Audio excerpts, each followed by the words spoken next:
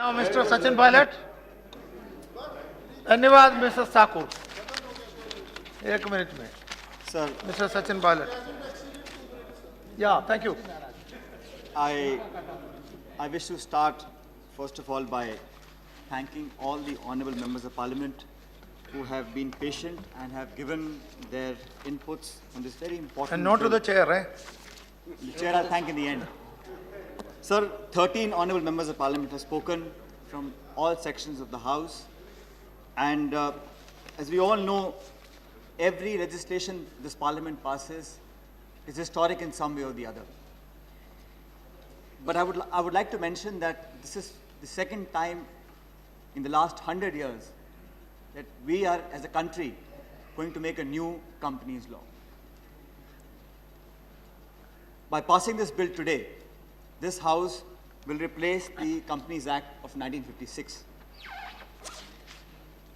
Sir, many laws are made, many bills are passed, but it's pertinent to mention that this particular bill has travelled a great distance. This bill started with a report, Mr. Irani's recommendation committee report. It was placed in Parliament, in the Lok Sabha. It went to the Standing Committee, not once, but twice. And I'm happy to report to this House that in both the Standing Committee recommendations, a total of 193 recommendations were made on this bill. 96% of the recommendations of the Standing Committee have been accepted while this bill has been made. Sir, the need of the nation today is to create an ecosystem, is to create a regulatory environment where we are able to infuse growth. Today, a country of 1.2 billion people, as a nation, we are requiring to produce between 12 to 15 million new jobs every year. And some of our colleagues have mentioned that when this bill was first made, this act was made in 56, our economy was a command and control economy. India has travelled a great distance in the last 60 years. We are now an economy that's more than $1 trillion worth. We must, as a nation, also try and see how we are able to maintain and retain the growth momentum.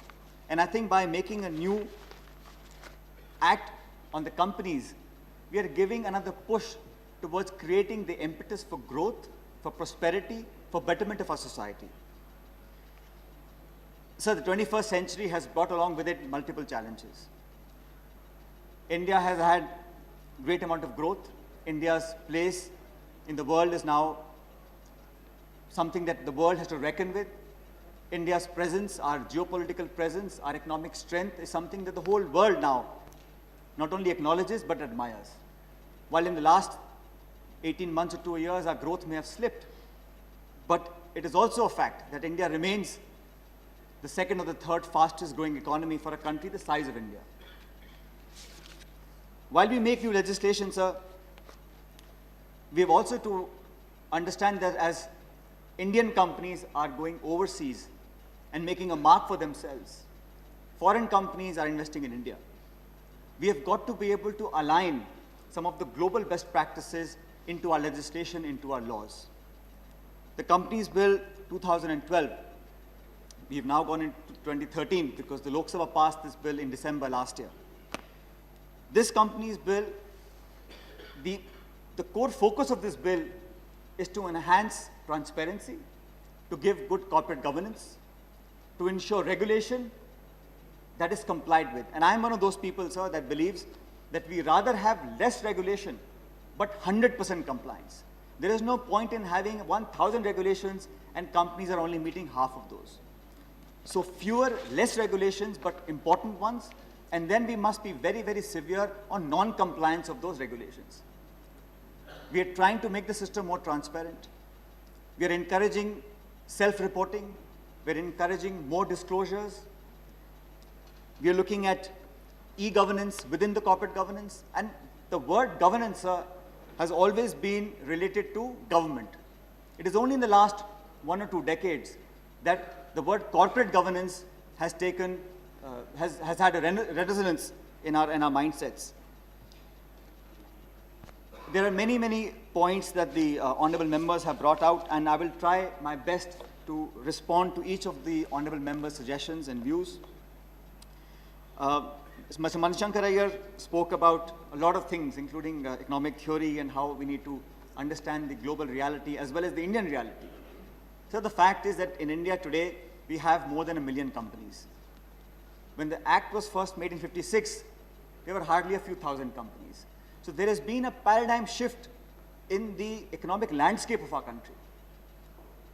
We did not have e-commerce even 20 years ago. So new companies have emerged, new revenue models have emerged, new technologies have emerged. So the law that we have in India today must be compliant with the latest technologies, the latest challenges, the latest innovations that are happening around the world. And we must, like I said earlier, be able to foster this growth. And more importantly, sir, to my mind, any economy that has become a developed economy has relied on the small and medium enterprise. The blue chip companies are always there for large investments and large turnovers, but whether it's Japan, Germany, or US, the small and the medium enterprise companies deserve and need a lot of our attention. Therefore, the few things that we talked about, the one-person company, almost every member mentioned the new concept of one-person company. So the intent behind having this new initiative is the fact that in India, we have a lot of people who are artisans, craftsmen, weavers, and they work as individual workers. We want these people to have the same rights, the same credit facilities, the same recognition as companies without having the multiplicity of compliances.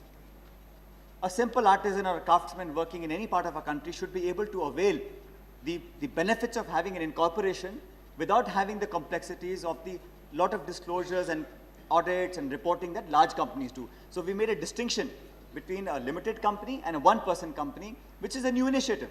And I'm hopeful that this initiative will take ground in India and encourage a lot of young people, a lot of craftsmen, weavers, artisans to take this advantage of having access to banks, access to credit facilities. Because, sir, all over India today, there are 6.5 lakh villages. There are not more than 38,000 bank branches in our country. How do we relate the small and medium companies, one-person companies, small entrepreneurs, young people, budding people with a lot of innovation, capacity, imagination, hard work? How do we bring them into the formal work culture of our country? This has been one of the initiatives of this bill. Sir, our Honorable Member of Parliament, Mr. VP Singh, made many suggestions regarding the auditors, the number of clauses in this bill. Sir, it's a heavy bill, as you can see. It has taken some effort.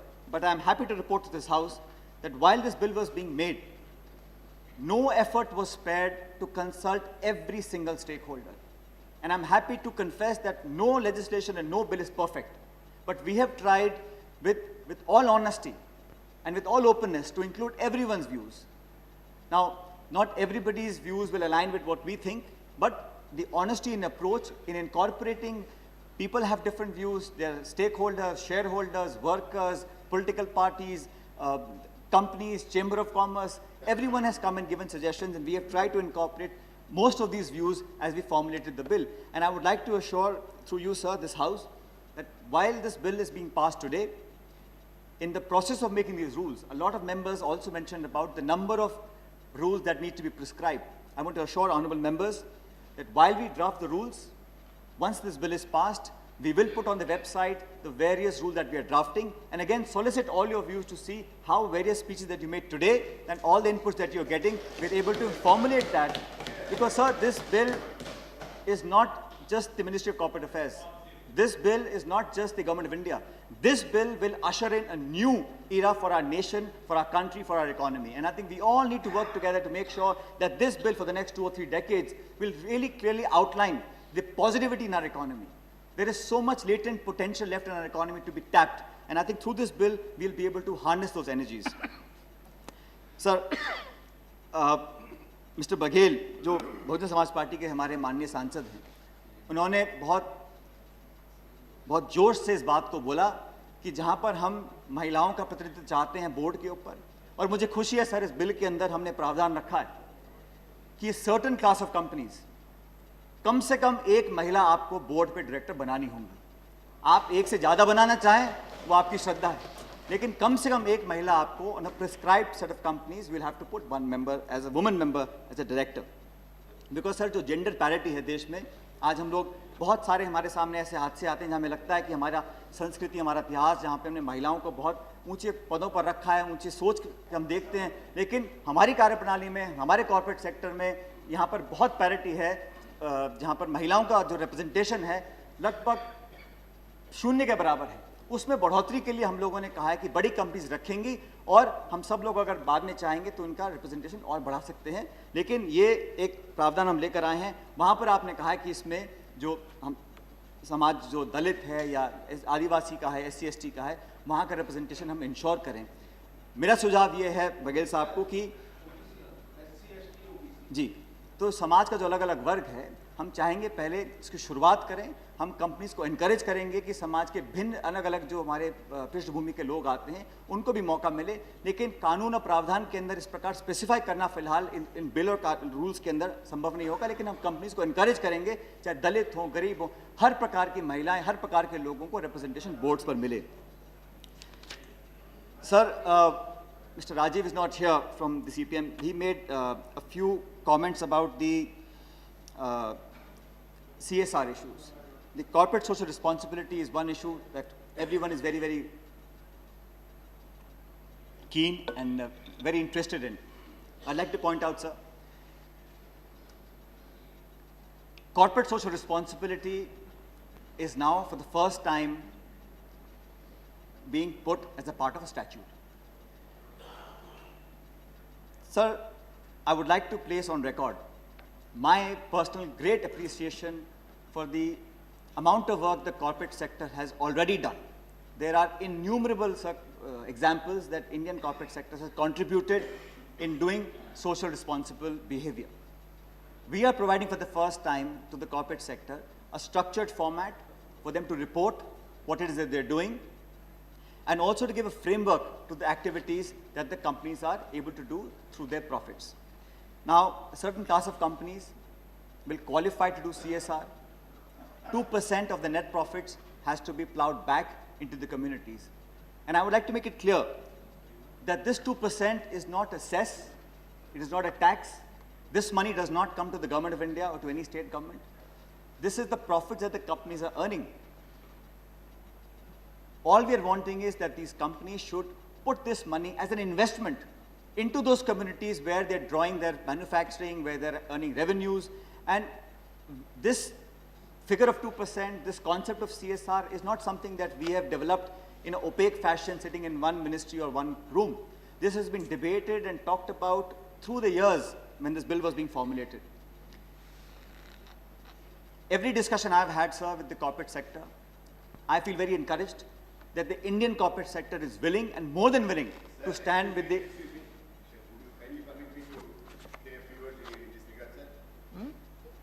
No, after the minister...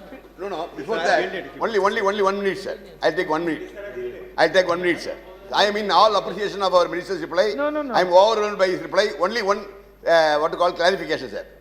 In the name of CSR, let him complete. Sir, I have got an own... Complete. I have got one, no, small, one thing, sir. I'll sit down. 1 minute, sir. In the name of CSR, corporate social responsibility, in my state, I got one very bad example that I don't want to name the company. I don't want to name the company. They are investing in non-useful, funny things without any consent of the government of India, and the money is being wasted. Okay. You frame something. Thank you, sir. Thank you, sir. CSR, as we all know, and his own party men have disturbed him. No. Don't yield. Sir, Mr. Minister, we have to pass it today, don't yield. Sir, in my view, I think all of you will agree, CSR is a new initiative, and I would urge all members to consider this as a leap of faith in our corporate sector. Let us not try and straitjacket the corporate sector in mandating so much that before this bill is made into law and before companies have a chance to demonstrate their commitment and loyalty to this nation, we start questioning them. I think the Standing Committee's recommendation of having 2% net profit to be brought into CSR is a valid one. I think most members have supported it, and I believe that as time goes on, you will have many more occasions to give more inputs, and we'll tweak the rules as we go along. But today, for the sake of passing of this bill, I think the provision of 2% net profit going back into communities, and the bill clearly states that the companies will endeavor to spend the money in their area of operation. So wherever they're operating, they will have to declare on the websites the amounts of work they're doing, the timeline, the cost, and we are mandating a CSR committee on the board.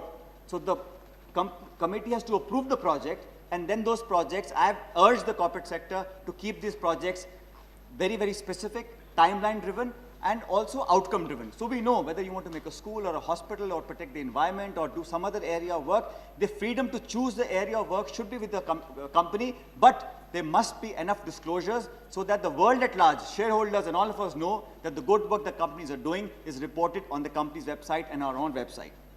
Sir, we do not want to create an Inspector Raj. We don't want to have no objection certificates from the government. I think we should allow the corporate sector to come forward and work, and in time we'll see in next year or two how things evolve. At that point, we can revisit the issue if may be required. Sir, some of the other members who made few points, of course, Mr. N.K. Singh gave very, very pertinent inputs about the things that he wants clarification on. There's a whole list of 10 or 12 things that he wanted to get clarification. But it's suffice to say, independent directors. We have said that 1/3 of the board should have independent directors, and the definition of independent directors should really mean what it says. They should be independent, because we want independent, unbiased views on the board so that there is transparency in his functioning, and the liability of the director will pertain only to the board meetings he or she attends and to the area of functionality that he or she attaches herself to. One other point was made by one of the members that independent directors should get ESOP. ESOPs are the employee stock options. Now the word employee, independent directors are not employees. So I don't know how we can treat independent directors as employees and allow them to have stock options. So I think it is not semantics, Piyush ji. The fact is, independent director is not an employee of the company. No, I think you will agree with me. And sir, I have to say, Piyush Goyal ji, of course, is known to be one of the brightest chartered accountants in Mumbai. But I think over time he's become a better parliamentarian. So his job between an accountant and a parliamentarian is a tough one to decide, but he's done a good job in batting for the profession of chartered accountants. So Mr. Raja also mentioned a few things. Mr. Raja, of course, mentioned a few very important issues about the workers. Sir, in this bill, there is a provision for the employees and the workmen to have a employee welfare trust in which the employees will, through the trust, be able to buy shares of companies and become owners of the company in some shape or form. There is also provision to safeguard the employees' wages and salaries in case of liquidation or the company winding up. So up to 2 years of the wages of employees will be guaranteed over the secured creditors in case of winding up of a company. So while we want to create an environment where workers and employees get all the benefits from this company's bill, we're also, while I haven't gone into too much detail about the CEO's compensation, but we have made it in this bill, a part of our bill, that the ratio of remuneration of each director to the median employee's salary has to be disclosed. So what the directors are making in terms of compensation and what the average employee is making, that ratio has to be disclosed by the company to the people so that we know what is the difference between the average employee's wage and the salary that the directors are getting.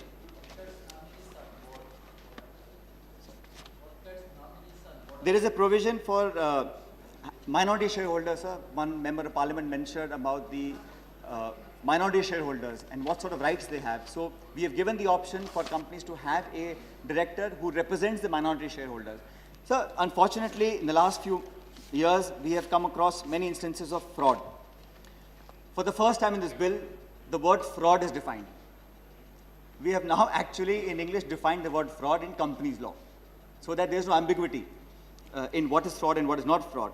And I'm of the view, sir, whenever corporate fraud is detected, whenever a scam breaks out, it is at that point that we all rush to capture the person responsible, all agencies go after the individual and the company.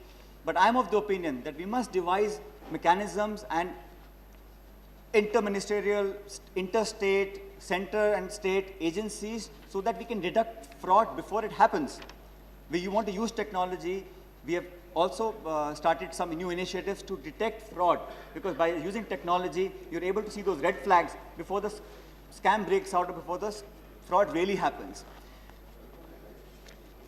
So just very quickly about a few things in the winding up. Now, in India, people sometimes say that it's very difficult to start a company, but almost impossible to wind up a company.